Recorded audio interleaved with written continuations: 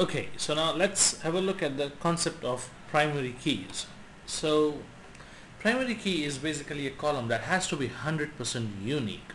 Now all tables, when it comes to SQL, each and every table in each and every database must have primary keys, so that the primary key helps user identify a particular set of data. Now no rows can have same primary key, no two rows can have similar primary key. So primary key, due to their nature of being unique, allows the users to identify a particular row or a particular set of data in a table, while all other columns might have repetitive data. So for example, if you are having a data of users, the first name, the last name might be similar, but the primary key, which should be the username in this case, or the user ID in this case, that has to be unique, so that same user ID is not given to multiple users. Otherwise different users can log in with same IDs, and that won't make any sense in terms of privacy, or that would actually be a very faulty design. So let's have a look at our sample.sql file and try to understand how these primary keys actually work.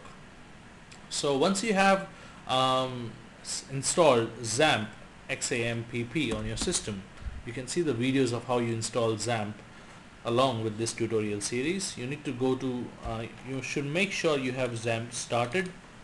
So if you open XAMPP control panel, you should have Apache and MySQL started. If it is stopped, you just need to click on start, as it is over here.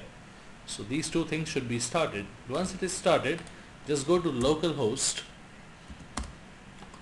and then click on phpMyAdmin at the bottom in tools section. So this is it. Once you go to phpMyAdmin, here you can see, so this is like a database, this is like an interface that allows you to interact with the backend database that is in use with this particular interface. So in order to play around with SQL, you first need to have some data.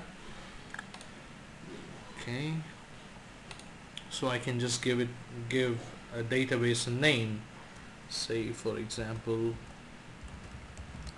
database test, and then I just click on create. So as you can see over here, database test has been created. I go in database test and then I click on import. I choose the file that I want to import. In this case it is sample.sql. okay, you can see sample.sql over here, and then I click on go. You might want to have a look at all these options that were there. Just need to leave it by default. You don't need to do really anything about it. So it says import has been successfully finished and 11 queries have been executed. So now if I go to sample, you can see this data.